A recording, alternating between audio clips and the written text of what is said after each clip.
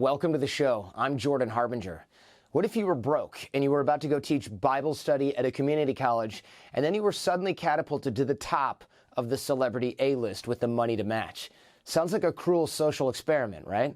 Well, I'm very excited about today's guest. He's co-written, produced, and created music with David Bowie, Billy Idol, Daft Punk, Britney Spears, New Order, Public Enemy, Yoko Ono, friggin' Guns N' Roses, Metallica, Soundgarden, and even Michael Jackson, among others. And today, Moby is in the studio. Well, actually, I'm about to be in his studio, and if you're watching us on YouTube, you're about to see us shortly sitting in front of his mixing desk.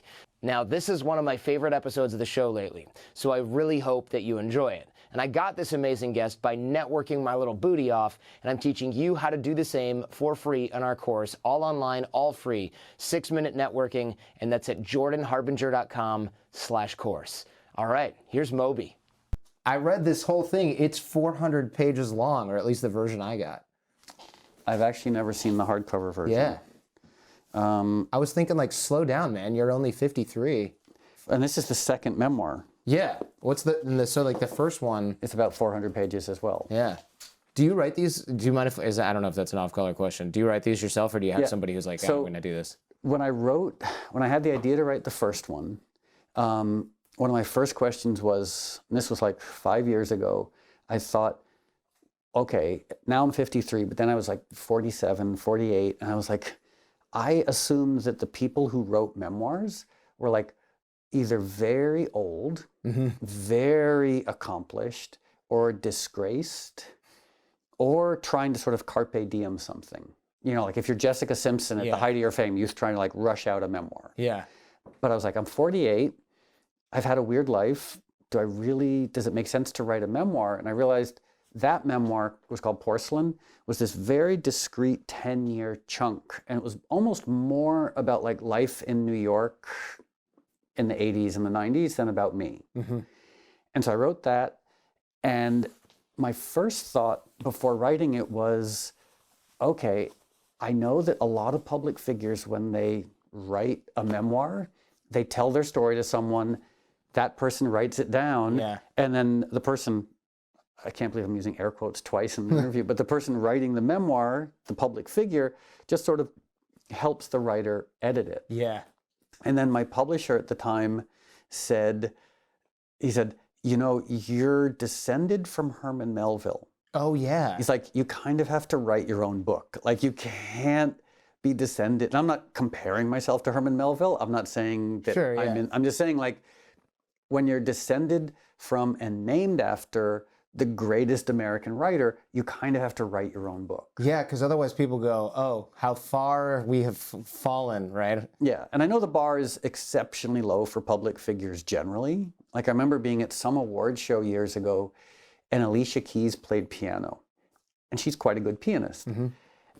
And the people around me were like, I can't believe she knows how to play the piano. And I was like, really? The bar is that low that like you're surprised that a musician knows how to play an instrument? Yeah. But so yes, for better or worse, I wrote this one and I wrote the first one. And I don't know if either one of them are good, but I did write them. Well, I liked it, and I found myself looking up a lot of the words, and I was like, this guy has a huge vocabulary. And I was like, maybe there's a ghostwriter who has a huge vocabulary, because you're never sure. Half the books I read are not written by the person. And I figured, oh, he's making music, he's too busy. You never know. Also, so I'm middle-aged and sober, and I have attachment issues. So I don't date, I don't tour, and I'm sober, so I have a lot of free time. So like my friend Peter Hook, he was in New Order and Joy Division. He's now written 3 memoirs, and they're way longer than mine. And he also is like middle-aged and sober. Like, you hit middle age and you get sober, you just have a lot of free time. So you're like, I guess I'll write another book. And then you got to remember all these things that happened when you weren't sober. Yeah. So that might take a lot of time too. I don't know. How did you end up getting your first job in music? I know you kind of started by living in this abandoned factory. Can you paint a picture of where you were at that time? Yeah, well, I grew up in arguably, I think, per capita, the wealthiest town in the United States, Darien, Connecticut. But my mom and I were on food stamps and welfare. So it's where she had grown up. So my father died when I was 2. And we'd been living in New York City. And my mom thought, okay, I need to go somewhere with my son that has like, that's safe, that has good public schools. So we went back to Darien, Connecticut. But Darien, it was very odd being dirt poor in the wealthiest town in the United States. Yeah, I can imagine. But that was my lot in life, and I just sort of accepted it. And then I went to University of Connecticut to study philosophy, dropped out, and then needed a place to live. And so I moved into an abandoned factory in a crack neighborhood in Stamford, Connecticut. And I didn't have running water, I didn't have a bathroom, and I paid $50 a month, what was called squatter's rent. It's my third use of air quotes. It's okay, you can use as many as you, there's no limitation here. I mean, self-imposed, because it makes me feel ashamed of myself. But, so I lived in this abandoned factory, and my only goal was to try and like get a job DJing, and get a record contract. And I was so happy.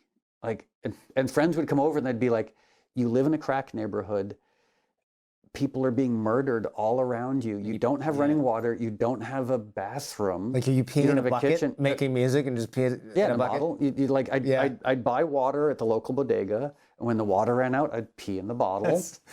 And then there was a bathroom like a few hundred yards down the hall, and it was filthy and disgusting because no one had ever cleaned it. So I would use that when I had to, but like, that's how I got started.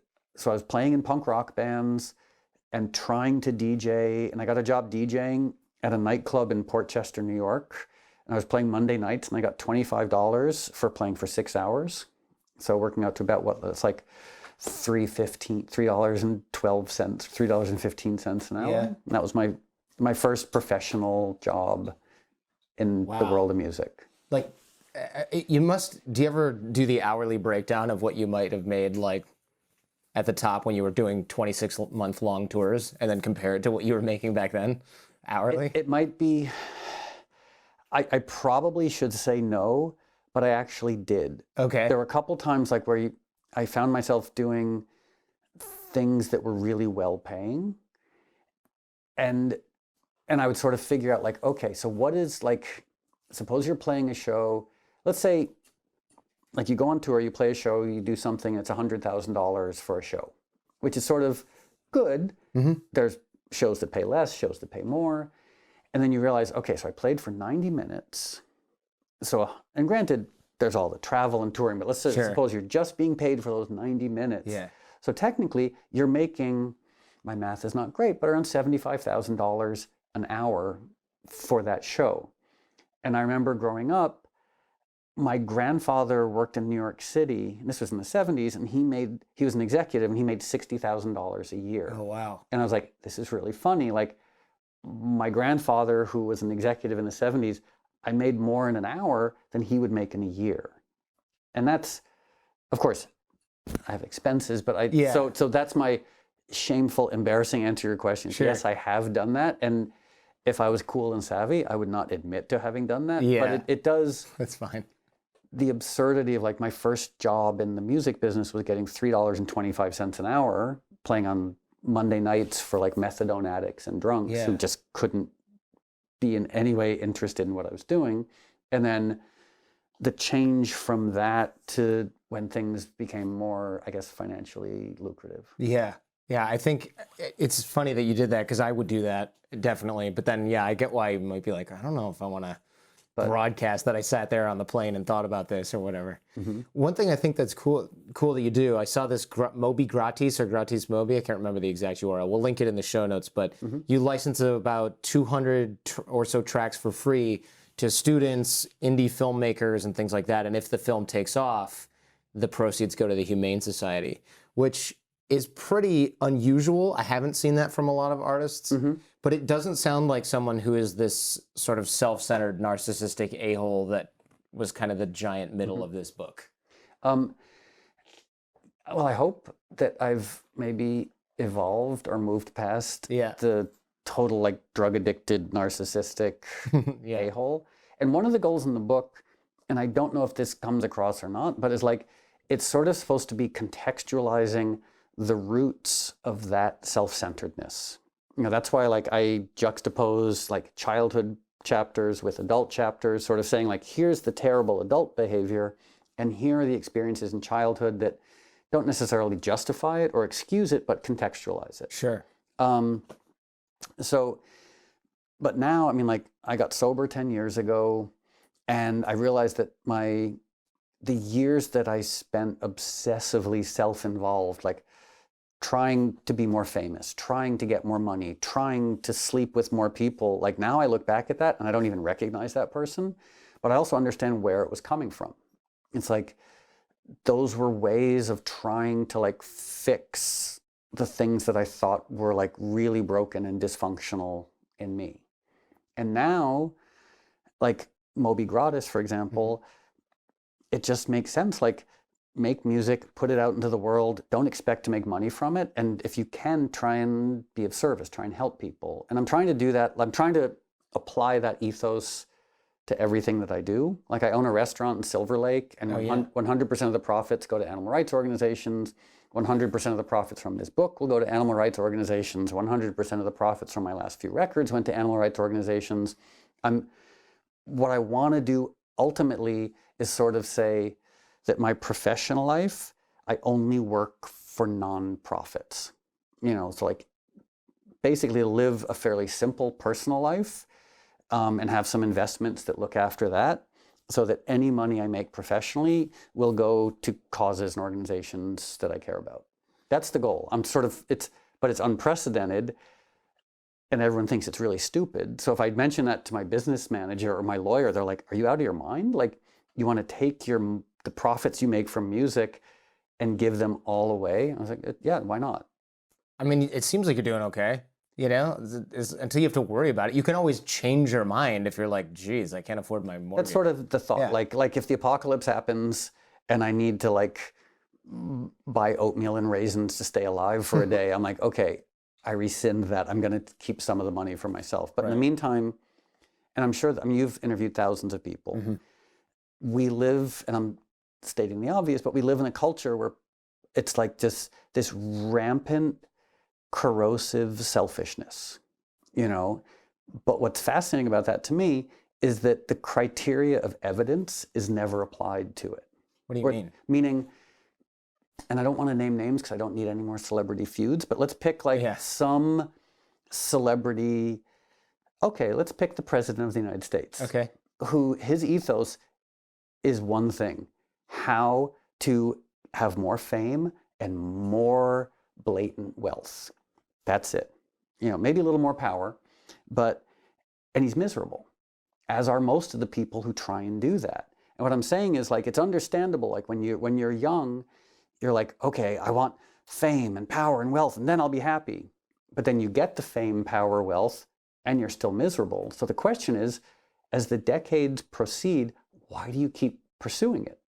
You know, when all evidence, you know, like when you're on marriage number 4 and you're battling like hypertension and cancer and all these illnesses and you're sick and you're miserable, as a lot of like wealthy, successful people are, why do you keep pursuing more fame and money?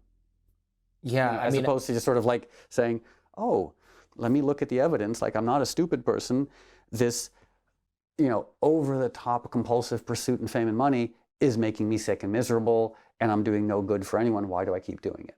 I think because I know that's a rhetorical question, but if I can try to answer it anyway, I think it's because if you're in that situation, you go, you know, I just need more, right? Which, of course, looks really dumb when you're looking at a 6-floor, 5-floor penthouse apartment with David Bowie as your neighbor and 5 balconies and overlooking the park and then the Hudson River, and you're going, there was a point in the book where you wrote, this apartment that I was really excited about felt just as empty and worthless as I did. And it was like you'd just gotten done describing how amazing this was, and someone come over and was like, oh my gosh, just mind blown, couldn't wait to see the other balconies. And then they left and you went, crap, I'm still myself. Yeah. And I mean, I was very guilty of that for a long time. I would think, okay, well, you know, like I went on vacation and spent a lot of money and I didn't have a good time, so next time I'll go somewhere different and spend more money. And then you do that and you're still miserable. And eventually it caught up with me and I was like, oh, the problem isn't where I'm going. The problem isn't who I'm dating or where I'm living or what publicist I have. The problem is my brain. The problem is my assumption that anything external can fix my brain. And it's hard because we spend our entire lives in this culture where we're told from day one, if you have the right portfolio of stuff, all your problems will be fixed. Yeah. Except there's no evidence that supports that idea. Right. But if you're some business person and everyone around you says, if you have enough money and the right home and the right mistress and the right this, you'll be happy, and you're not happy, your first thought is, oh, I'm doing it wrong. Yeah. Yeah. Like, I'm aimed at the wrong stuff. This material stuff's not working. I need to be more famous, or my friends aren't famous enough. Or the 4-bedroom apartment on Park Avenue isn't working, so I need a 6-bedroom apartment on Lex. New York isn't working, I need to move to Malibu.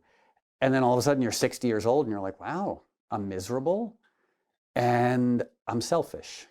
Yeah, and I have 14 houses. Yeah, and then I was having this conversation with Jim Carrey, and he came to this realization. He was like, oh, the fame, the private planes, the wealth, the whatever, they're okay, but they're not making me happy. Like, they don't fix anything, And what I learned over time, I don't know if this is relevant to anything you actually wanted to talk about, so sorry. No, it is actually. It's all in my notes. That's why I'm scratching things off as we go. But it's that, and I'm sure people have had that experience, like you're in a private plane, you're at some exclusive resort, you're at a dinner party with Bill Clinton and Elon Musk and Kofi Annan. Well, I think Kofi Annan's dead now, but with these great luminaries, and you're like, oh, I'm still myself. Like, I'm still anxious, I'm still depressed, I'm still worried, I'm still, you always thought like, wow, if I'm in St. Bart's with Bono, I thought this would fix everything. And you're like, no, Bono's just a person. Everybody's just a person. Like, you've met how many thousands of people? Yeah. None of them are terribly great. Like, I've met the Dalai Lama. I was like, he's okay. Like, he's a nice guy, but funny. He's still human. Like, he's like this idea that somehow anything enables us to transcend the human condition. Like, that's the biggest lie of the human condition. Yeah. No one escapes the human condition while you're alive. It's interesting that you realize this. I assume it took a really long time, and I know it did because I read this. Do you now, or did you back then, still get excited about meeting other famous people? Because to put this in perspective, Play was supposed to be your last record. Instead, it was like this massive success, sold millions and millions of copies, and you were supposed to go on tour for 30 days, and instead you went on tour for 2.5 or 2 years plus or something. At that point, you're at the top of the game. Everybody knew who you were. There were kids in my high school that lied about oh, I met Moby, and I was like, okay, whatever, just. To be fair, a lot of us bald guys with glasses, we do all look the same. Or you probably had a lot of people saying, yeah, I'm Moby, if you think so, because I'm desperately trying to be, meet some girl from my high school or whatever. And that's a story for off camera probably. But there's a lot of people that would be in your position, and you're still coming from that place where you're this punk rock kid in Darien, Connecticut. I assume all of that must have been exciting in the moment, or does it sort of fade immediately? Oh no, it was great. Because 1999, I thought that my career had ended. Yeah. My mom had died of cancer. I was battling substance abuse problems. I was battling panic attacks. I had lost my record deal, and I was making this one last album. And I was like, okay, I'll make this album, I'll put it out, I'll move back to Connecticut, I'll get a job teaching philosophy at some community college. And then all of a sudden, the world embraced me, and it felt great until it was taken away. And when it was taken away, I panicked, like someone being weaned off of a crack pipe. I was like, I want more fame. I want more movie stars to invite me to their parties. I want more drugs. I want more alcohol. And it's such a cliched story. The only good thing about it is that I learned a lot, both about myself and also this culture that feeds that. And I'm not maligning our culture. I'm just saying, I get it. The culture that says, to repeat myself, the fame, the money, the attention, the whatever, the culture that says, oh, that's all you need. Even though, as I mentioned, the people who rely on that end up depressed, miserable, or suicidal. I feel like it in the moment would be so interesting, and then you look at yourself and it's, well, you know what's interesting about your particular case is in the early 90s or mid 90s, you had that bump where you brought a bunch of new dance music to the scene and everyone's like, oh, this is revolutionary. Then Play comes out. Well, you were kind of, is it safe to say that around 98 before Play comes out, you're sort of satisfied? You're like, I'm good in music. So what happened is in 1996, I put out a punk rock record that failed. I mean, it was called Animal Rights, and it failed, like, because from 90 to 95, my career was going up. And then 1995, I put out this album, Everything Is Wrong, that was Spin's album of the year and the Village Voice album of the year. And I went on tour with the Red Hot Chili Peppers and the Flaming Lips and did music for a Michael Mann movie. And like, things were great. And then I thought, I'm going to make a punk rock record. And things got really dark. Because I made this punk rock record, no one liked it. The tour, we did a tour that no one came to. My mom was diagnosed with cancer. Things got really, really dark. And that was before the album Play came out. So there was this trough of failure. And then Play came out and became so absurdly successful. And it was really fun. I mean, I can say now, like, it was corrosive and destructive, and I'm glad that I emerged from it relatively intact. But at the time, it was really fun. It's just interesting that you were okay with kind of being done with music, but then when you hit it big, then you weren't okay with being done with music suddenly. Well, I was not so much done with music, done with... Or done with fame and touring. I thought that the world of popular music was done with me. Okay. So like in 98, I didn't say, oh, I had a good run and I'm done. I was like, oh, I guess I'm done. Isn't that sad? And then, not to anthropomorphize the universe, but the universe had other plans. You know, the universe was like, okay, you think you're done. We're going to give you everything you ever wanted times 1 billion. Yeah. And let's see how you, it's sort of like, almost like a science experiment. Yeah. Like take like the insecure, anxious alcoholic who thinks he's going to, you know, like go sleep on a futon in a co-op somewhere in Connecticut and teach community college. Let's give him unspeakable amounts of fame and see what happens. And what happens, not surprisingly, is alcoholism, drug addiction, narcissism, bottoming out, and then eventually, like, getting sober and sitting here talking to you. Yeah. Well, I mean, hopefully this is not at the bottom of that curve for you. I think, and I've seen some of your shows. I actually watched that one Netflix documentary. We'll link to that in the show notes as well. It's like behind, it's not behind the scenes. Once in a Lifetime, I think is what it's called with Moby.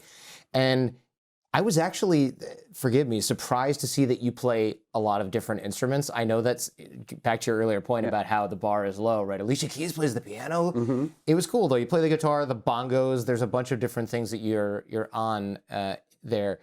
Do you learn those on your own by messing around, or is it like when you're at that level, you go, I'm going to be playing this on a Netflix. I need the best bongo guy. He's got to get over here for a week and show me how this is done. No, for me, the joy of playing music is playing music. But it's funny because when I was very, very young, I played classical music, and then I played jazz, and then I played punk rock. And so my upbringing was playing guitar. But then I became well known for making electronic music and DJing. And so people just naturally assumed I was a DJ or an electronic musician who didn't know how to play instruments. Push buttons only. Yeah. And I was like, oh, actually, no, my background was playing guitar and playing piano. My mom was a classical pianist. And so I grew up studying music theory and playing instruments. And I'm okay at it, but I just really enjoy it. But it is funny to play a show and have people be like, wow, I didn't know you played guitar. And it's like, I'm playing guitar since I was 9 years old. Yeah. Yeah. I think the guitar I remembered from the book. The piano I remembered a little bit, but then I was like, oh, you know, bongos, yeah, it just looks like you're slapping them. But at some point you have to have all of these ideas about how the technique works and, you know, have rhythm and things like that if you're going to do it in front of thousands of people. And just, it's like the Malcolm Gladwell thing. It's just practice. Yeah. You know, the 10,000 hours. And it helps when you're growing up and you're a poor, weird punk rock kid in a wealthy town. Like, you don't have to worry about having a girlfriend. You don't really have too many friends. You have a lot of time to like play guitar, play drums, play piano, you know, so it's not like I dedicated myself to it. It was more like I had nothing else to do. And I was like, might as well play guitar. Right. It was like Love Boat reruns or play Yeah. guitar. Yeah, or both, probably both. Or because I'm old, they weren't reruns. They were, yeah, just the latest edition of Love Boat, exactly. What's the worst show that you've ever done? I know that your first show, you only had a dog watching and the dog left before the last song, but other That than might that, sound like hyperbole. That is actually the truth. Our audience, my first ever punk rock show with the Vatican Commandos, it would have been like the autumn of 80. And our first show, we invited friends, no one showed up. It was only John, the other guitar players, his dog Sparky was our audience. So that was my first audience, was to a dog. that was, it looked like you were having fun though, and it wasn't great. disappointing. Yeah, Yeah, it was really fun. yeah. But the worst show, that's an interesting question. Because there's different ways to judge the terribleness of something. Like there's one time I played a festival, it was a dance music festival in Montreal. And what made it terrible is we were playing in a concrete arena. And so the sound, nothing could sound good. And so we were playing and like you couldn't actually hear I couldn't hear what we were doing because it was all being reflected back at us. We actually had to stop the show, but that wasn't, like the audience was great. Everything about it was fine except for the fact that we couldn't hear what we were doing. Worst show. I know there was one where you ended up the headliner and you weren't expecting to be the headliner. Oh, that was my first ever electronic music show. I was opening up for the band Snap. Yeah. Remember? I've got the power. Yeah. So I was their opening act. It was their first show in New York. And it was my first big electronic music show. I hadn't released any albums or singles. This was 1990. I think it was like December 1990. And the night it was at the Palladium, which held like 3,000 people. Yeah. Sure. The night of the show, 9 o'clock rolls around. The promoter says, "Oh, Snap missed their flight. They won't be here, so you're playing." I was like, so there are 3,000 people out there expecting Snap for their debut New York show, and instead they get a skinny guy who no one's. So I walk out. The MC says, "Ladies and gentlemen, bad news. Snap missed their flight." Boo. Yeah. And then, but from New York, Moby. And I walk on stage, boo. Oh, no. And I walk over to my equipment, and I had like keyboards, synthesizers, drum machines. Someone had turned it all off. And I had this one piece of equipment that took, honestly, 4 to 5 minutes to load.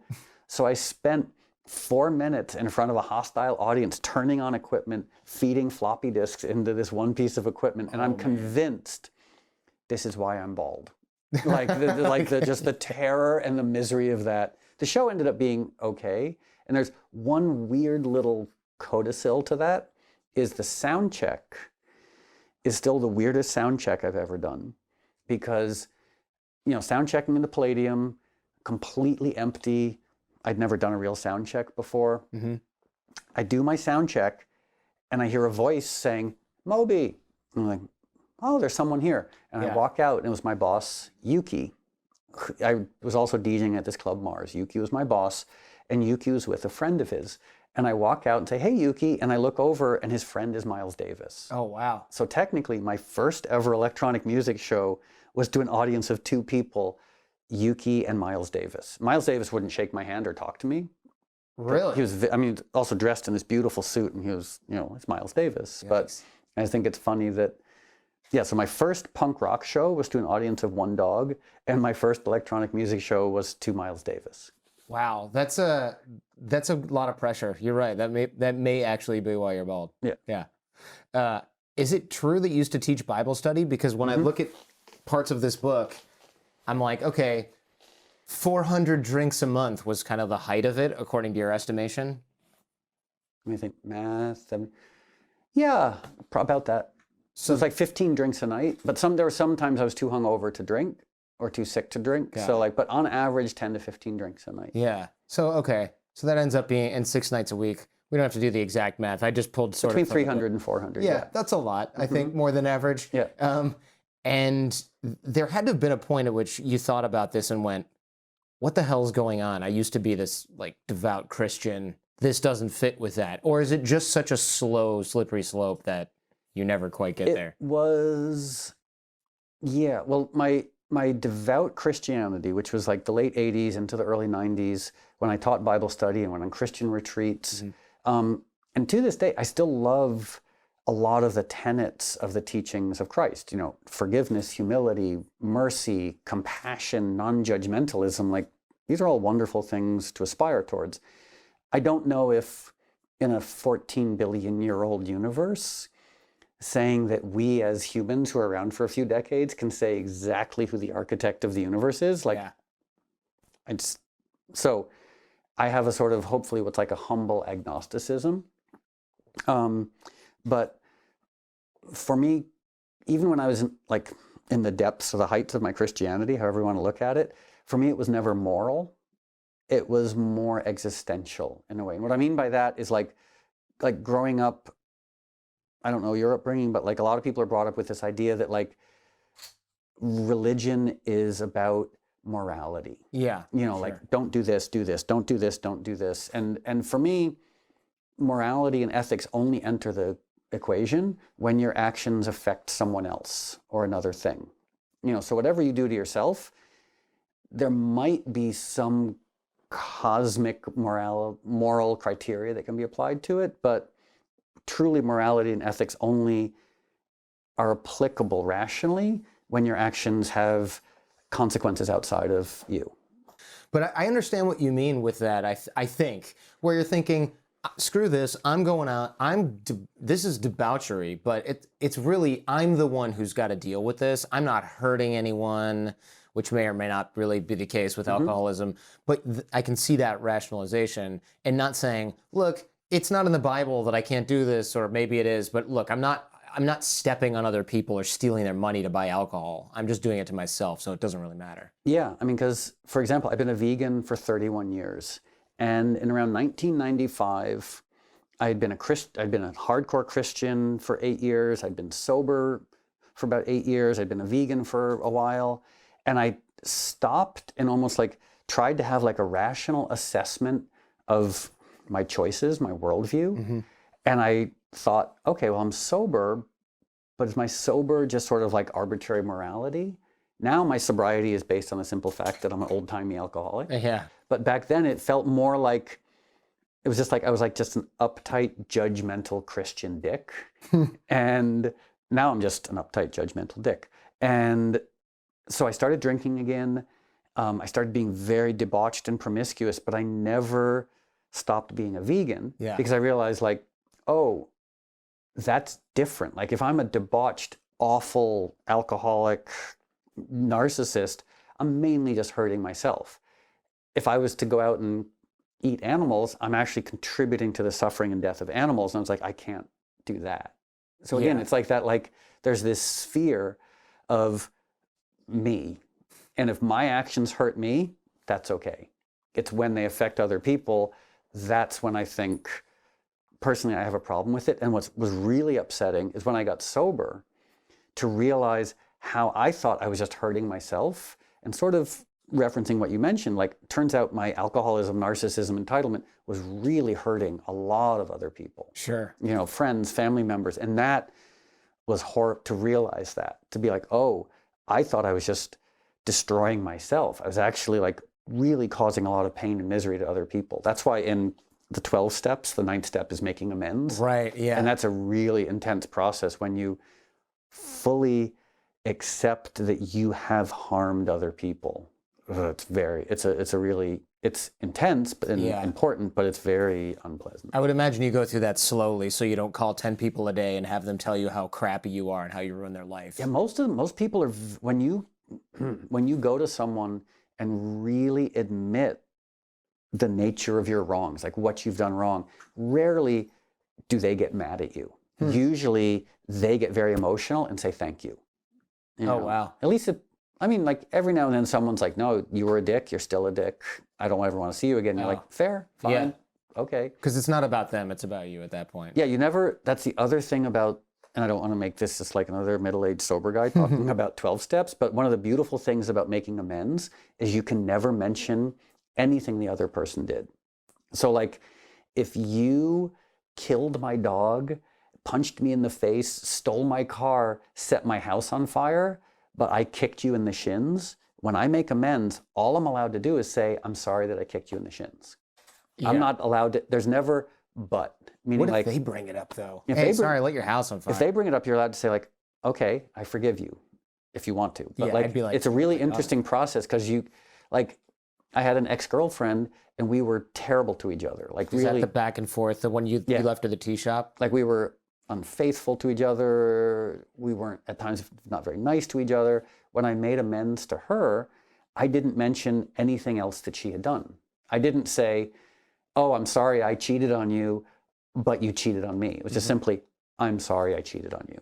That was wrong and I apologize. Wow, that would be such a heavy-duty process. It's intense, yeah.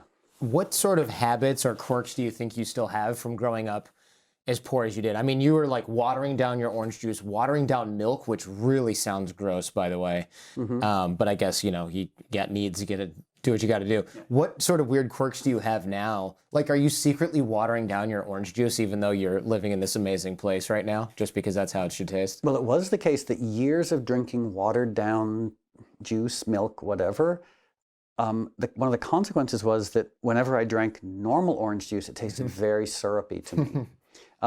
But now, I mean, I guess most of us have irrational relationships towards money. And I still, like, if there's a room in my house and I'm not in that room, I turn off the lights and make sure that the air conditioning or the heat's turned off.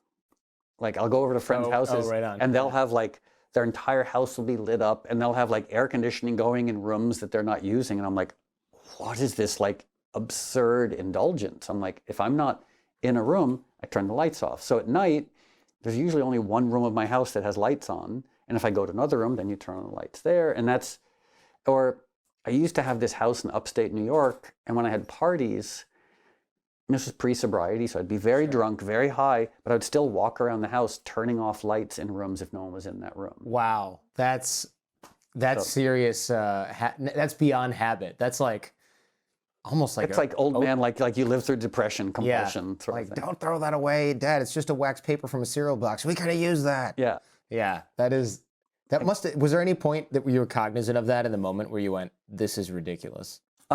Actually, yes. My manager, Eric, who I've worked with now for 20 some odd years, and the strength of our relationship is we just insult each other. And at one point I was doing something so irrational around money. Like, I think we were at a health food store in the UK and I was looking at like comparison shopping organic blueberries. And I was like, well, these organic blueberries are £3 and these are £3.15. He's like, you do know you've sold 20 million records. You're allowed to just like ignore that Get 15. both. I was like, no, like you have to get the £3 ones because you save 15 cents or whatever. Yeah. So that still happens quite a lot. Like I'll go to Gelson's, my local supermarket. Sure. That place, by the way, cha-ching, if you're not sure about Gelson's, not cheap. But like, I'll go and I'll be like, oh, yeah, like organic oranges, they're $2.79 a pound. I guess I can get two. So it's still, I grew up poor watching my mom buy food with food stamps, and like that's still in my DNA. It's like epigenetically. Yeah. Oh, yeah. That's funny that you should use the word epigenetically. It is, maybe there is something to that with money. I know there's stuff like that with smoking and other habits. With essentially, like, I mean, our genetic code, I mean, what do I know? I'm a college dropout, but like our genetic code, people will say like, oh, those are your genes. I'm like, no, your genes are constantly, they're like switches that are constantly like going in this direction based on environment, exposure to things, thoughts, etc. When I found that out, I was extremely disappointed. I don't know. How did you feel? Like, hey, all that stuff you did that was bad. Your genetics can't, not only can they not protect you from that, you probably screwed it up for your kids. But it's also a 3.5 billion year genetic process. It's really good at healing and self-regulating. You know, so like, yeah, that makes me feel better. Like like I have a ton of friends who are like full-blown drug addicts, like did tons of acid, tons of crack, tons of crystal meth, and then they fathered children. The children are fine. Not always, but like it's amazing how self-protective this organism will be if you let it. Yeah, yeah. If you let it, that's the key, right? You know, we talk a lot on this show about imposter syndrome. Are you familiar with that at all? Have you heard of this? Yeah. And from the book, there's a little excerpt here. Hopefully I can just quote it because this is like at the height of your success. According to the book, you're having this thought. It said, I wanted to stop the show and patiently explain to the movie stars and the beautiful people that they'd made a mistake. They were celebrating me, but I was a nothing. I was a kid from Connecticut who wore secondhand clothes in the front seat of his mom's car while she cried and tried to figure out where she could borrow money to buy groceries. I was a depressed teenager whose first band had played a show in a suburban backyard to an audience of 0 people and 1 dog. My brief moment of rave fame had come and gone in the early 90s. Now it was 1999. I was an insecure has-been, a wilting houseplant of a human being. But we kept playing, and the celebrities kept dancing and cheering. So this is like the height of your... Is it safe to say this is like the height of your fame in a way? Sort of the beginning of that yeah. high fame period. Yeah. And this is how you felt. I mean, how much of that is hindsight for the book, and how much of that is like, nope, I'm pretty damn sure I felt that way? Oh, I felt that way. Yeah. But the weird thing is, in the few years that followed, things started to go wrong when I stopped feeling that way.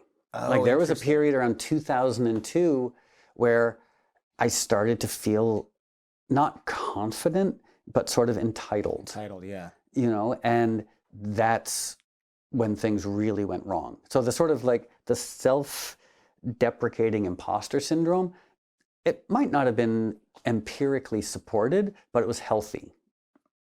The arrogance and the entitlement that came a few years later, that's disgusting. That's a funny observation that totally makes sense, right? Because if you feel like, wow, I shouldn't be here, I'm lucky to be here, hey, maybe I can enjoy this for the time being, although it's hard because I feel like I don't belong here, that's better than, do you know who I am? Let me in here right now. And there's plenty of those moments in the book too that are kind of cringeworthy, right? Yeah. You're cringing right Yeah, now.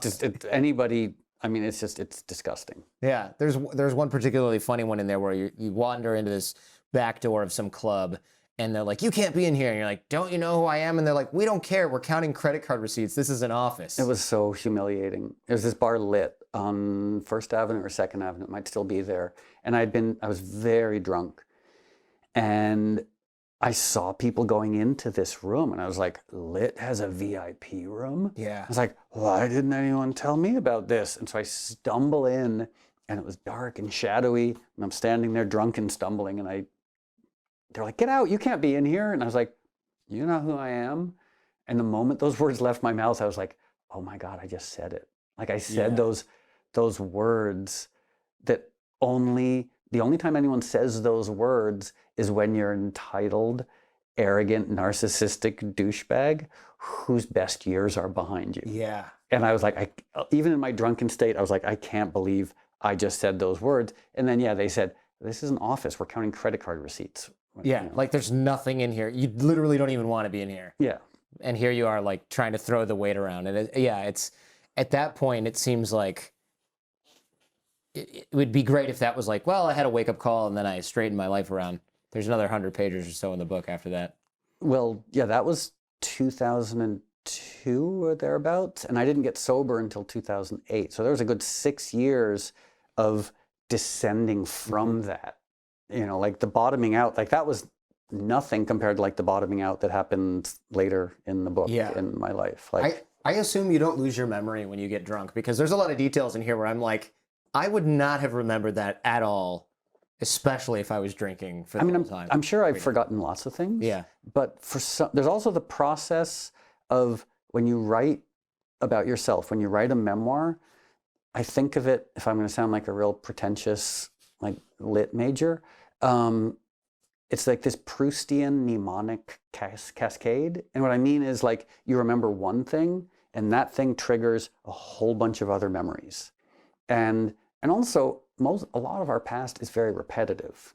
You know, so like saying, oh, in 1999, as I was walking up 4th Avenue, I was wearing jeans and black sneakers and a black hooded sweatshirt. I was like, that's because I wore that every day. Yeah, right. You know, it's not like, what was I wearing on that particular day? Like, I wore the same thing every single day, you know? Yeah, good point. Like, it's a safe bet that you were bald and had glasses on at any given day in the last 20 years or something. And it's like, oh, and I came home and worked on music. It's like, well, I did that every day. Right. Like, but then the unique stuff, I don't know, I guess I hope that I'm accurate, like I'm remembering as best I can, but who knows, maybe there is some divine entity that when I die is going to like copy edit my life and say like, that never happened. What are you talking, like, no, you remembered this completely wrong. But I'm like, oh, you do your best. Well, I guess it doesn't matter for purposes of the book. It all illustrates a similar point. The imposter syndrome for you went even, I mean, it was more like pathological. This isn't something that high performers get imposter syndrome all the time. Pretty much everybody who's not just like narcissistically entitled to the nth degree has a feeling of imposter syndrome. I hear it all the time from Navy SEALs to like these big billionaire CEO types. This, though, goes beyond that. And there's an excerpt here that says, I had been worthless, for why else would my father kill himself and leave me? And I'd grown up worthless, for why else would my mother run into the arms of terrible men? The parties and promiscuity and platinum records hadn't changed the essential facts. I was inadequate and unlovable, and it was time to stop pretending otherwise. So you actually, at this point, talk about how your brain, you think your brain wanted you to be alone because you had panic attacks, you couldn't have like close friends, you'd gotten rid of, by fighting with them, I assume, all of your old friends and all your relationships. How did you start to attack that? You got sober for sure, but what else do you do in this situation? Boy, that's a big question. Yeah. There's so many ways to approach and unpack that. And I guess on one hand, this might be a weird analogy, but if you ever bought a rolled up carpet? Have I personally? That seems like something my wife would do, but I don't know if I ever have. But like if you get a rolled up rug, yeah, rolled up carpet, you bring it home, you put it on the floor, and it stays rolled up. Oh, right. And then you unroll it, and it rolls back. And you unroll it, and it rolls back. And you keep unrolling it, and then like you put books on the corners to try and train it to stay flat. It takes a very long time for it not to even like curl up at the edges, meaning that the form that it held when it was made is the form that it wants to go back to. And I think that's true for psyches as well. So like all those things were true and are true, and you have to, I guess, skillfully assess them. Like say like, okay, are any of these things supported by evidence? You know, they might have been true 30, 40 years ago. Are they still true?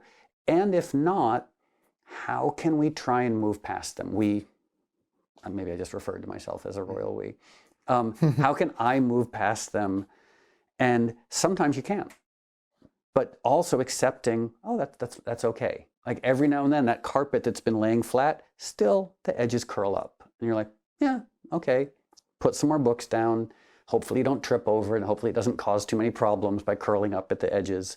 But because I think a lot of people, when they look at like self-improvement, they think, oh, everything that's wrong with me, I have to fix. Yes, that's for sure. So that's why self-help makes us so freaking miserable. Yeah. It highlights new shit that we didn't even know we had to fix, and now we found that. Yeah, as opposed to saying like, what are realistic issues to fix? And what are practical ways of addressing them? Instead of saying, I'm going to fix every problem I've ever had, and any evidence of that indicates that I'm even worse than I thought. As opposed to saying like, oh, we're human, we make mistakes.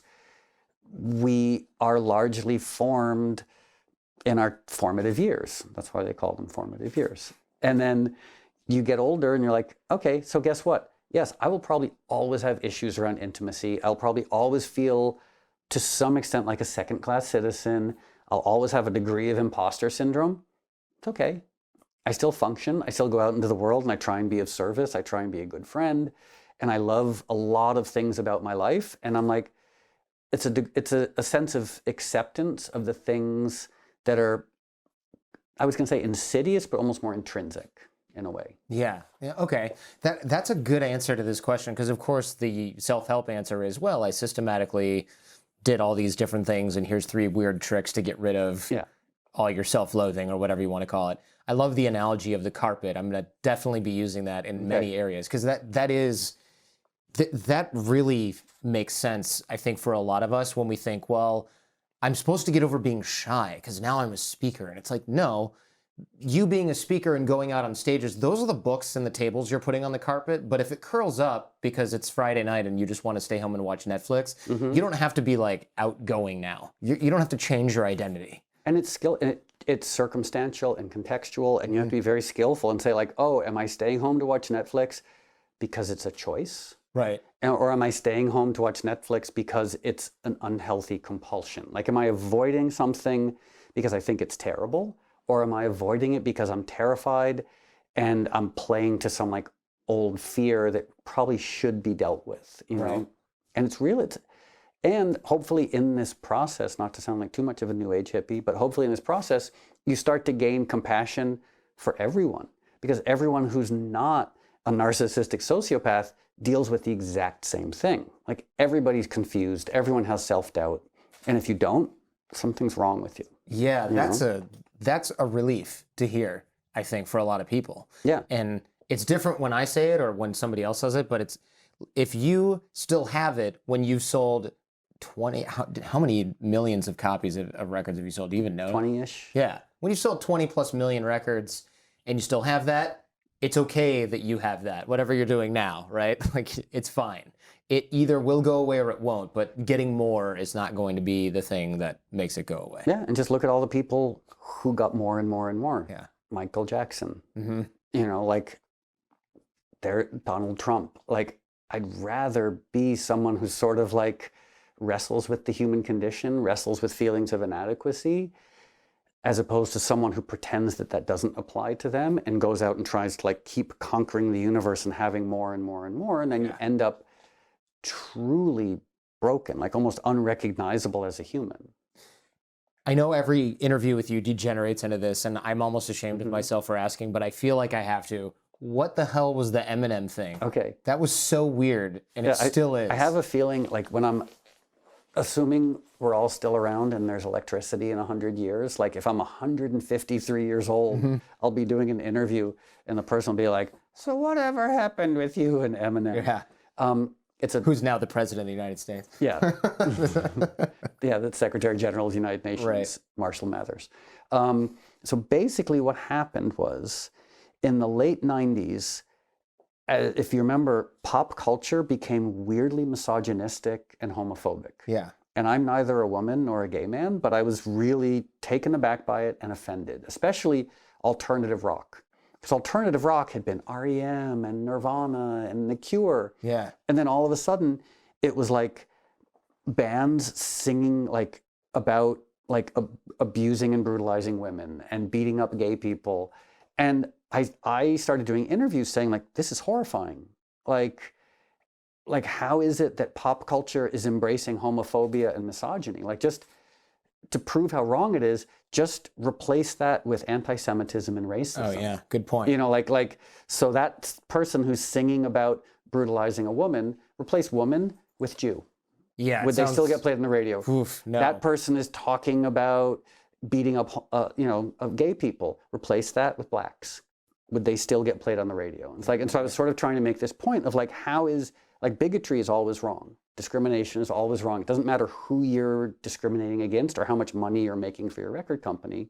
And I mentioned some Eminem songs as being examples of this.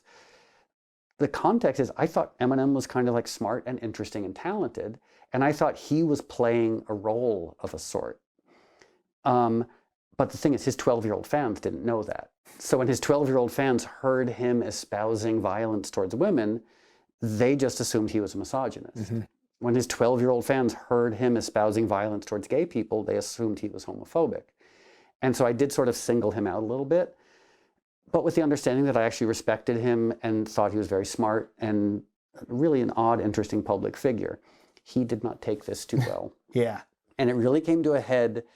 I did an MTV interview and they asked that question, like, what's going on with you and M? And I jokingly said, I don't know, maybe he's gay and he has a crush on me. Oh, that did not go over well. And then he tried to attack me in MTV Video Awards, but like time has passed and like he became like this huge, I mean, he got more and more and more successful. And I went in the other direction and sold like fewer records and became more obscure. So like, I doubt he even remembers who I am. But also he's done a lot, like he's done like a lot of interesting political stuff since then. And I have to be clear, he was not the worst offender as far as homophobia and misogyny go. And I think he was certainly probably brighter and more self-aware than most of the other musicians who were being egregiously homophobic and misogynistic. One thing that I thought was definitely strange was at the MTV Music Awards, I guess you guys saw each other, and he handed you like a drawing of him strangling you or something? And he did it twice, yeah. It was like a draft on the back? It was actually really well drawn. And he handed me, sort of say like, I hate you so much, I drew a picture of me strangling you. And I was like, I almost want to say like, this is really good. Yeah, like shaded really well. Yeah, yeah, like quite like figurative, cartoonish, but interesting. But the fact that he had done it twice, I thought was actually really sweet. It's kind of funny. He was like, I can't hand this to Moby with all these scribbles on it. Hold on. I'm just going to do another version of me killing. Here's me killing you. Yeah. By the way, I got to go up and get my award now and talk a bunch of shit. And like, I hate you so much that I had to draw myself strangling you twice just to make sure it really captured the essence. Right. I thought it was a showbiz beef the whole time. Me too. I thought it was, yeah, like I didn't think anyone was taking it too seriously, and I was mistaken. Yeah. Well, I think he recently, I can't remember what movie this was, but he did a bit where he came out as gay. It was fake, obviously. It was like a Seth Rogen movie or something. Like, did Eminem just say he was gay? So it's kind of come in this weird circle, because that would have been brand nuclear implosion back when he had said those things. And now he's kind of like joking that he's gay. And in the movie. The other odd thing is I feel like if we had grown up together, we would have been friends. Because like our upbringings were really similar. You know, like single moms, weird levels of confusion and poverty. Yeah. And in a way, we both embraced musical genres very foreign to our upbringing. Sure. You know, he embraced African-American culture and hip hop. I embraced African-American culture and dance music. But like I said, so there's weird parallels. So maybe someday when we're 80, we'll just like sit on the porch in Boca and like drink virgin mojitos and say like, we're just a couple idiots. Yeah, like sober dudes. Yeah, because there's a whole lot there to unpack. I now see how young we all were back then, because I was doing the math in my head and I was like, okay, so back then, you were, because I'm 39 now, I was like, wait a minute. If I was 33 and I had made that much money and was on stage, there's no way I would have handled my fame better than you did, which is kind of scary. Yeah, I don't know. I think I handled fame and wealth really, like disastrously. Yeah. But it, in a way that like I learned, and I feel like it sounds like such a cliche, but like I wouldn't trade any of it. Like I wouldn't go back and make fewer mistakes. I wouldn't. Really? Oh, absolutely. Because I have this belief that if you are happy with who you are and happy with where you are, largely, when I say that, I don't necessarily mean materially. I mean like in terms of perspective, and in terms of worldview, and in terms of understanding. Like your perspective, your worldview, and your understanding are 100% the product of every experience you've had. So you can't go back and tinker, like you can't resent the experiences if you're happy with what they've produced. That's true. Although I think a lot of us would love to go back, edit out a lot of the traumatizing stuff and be like, I still would have ended up here. But that's a lie, right? That we tell ourselves? I don't know. I mean, when I look back at my life, I sort of feel like I learned very little from success and I learned a lot from fame. Like success is so delusional. Success says like, oh, you're great, go do it again. And fame is like, you know what? Things are more complicated than you thought they were. Let's take stock of really what happened. You know, like fame is such a flattering, delusional voice, and success. You've said that music is now your hobby and your job is activism. In fact, I think you might have said that earlier in this very interview. I guess we'll see when I edit this. But what's next for you? I mean, you're focused on the animal rights. It seems like that's what's keeping you going, and not necessarily all these awards out there that I'll put in my Instagram story because they're all in the hallway. Yeah, I didn't know. This might sound weird. I didn't know where else to put them. They'd been sitting in storage for a long time, and a friend of mine said, like, why don't you just hang them up? I was like, okay, sure. So, yeah, like the temple of narcissism out there. It's funny that you mentioned that. My wife and I, my wife Jen, who's right there, that she's a recurring character on the show. I said, you know, he's got all his awards and they're just kind of like jammed on a shelf and then they're all 2 inches away from each other on the wall. And some of them are so low, you'd have to like lay on the floor to see them. And I go, I bet he just doesn't care about this stuff anymore. I mean, I think it's interesting. It's funny. They sure. look, some of them look nice, but like they used to be a lot more important to me than they are now. And there's also sort of like a slightly aging, faded sadness to them. You know, like most of the awards are for the album Play, which came out 20 years ago. So it's not, it's like a temple of narcissism. It's not necessarily a temple to like modern relevance.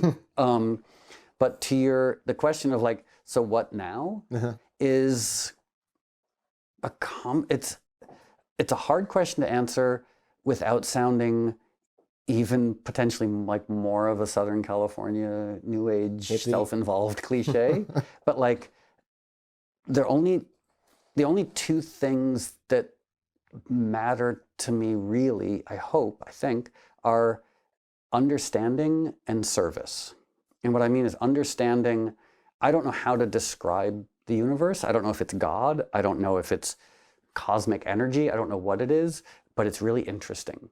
And all the weird ways in which it's revealed, like material ways like quantum mechanics, astrophysics, the workings of a cell, you know, like say like these things are fascinating. What do they tell me about the energy creating them or sustaining them? So that's really interesting. And the other is service, because like one of the things that I find so frustrating is that every problem facing humanity is a problem created by humanity. Yeah. And you'd think if that was the case, we would just stop. Like the fact that we keep doing the same stupid stuff over again with horrible consequences, I mean, as individuals and collectively. So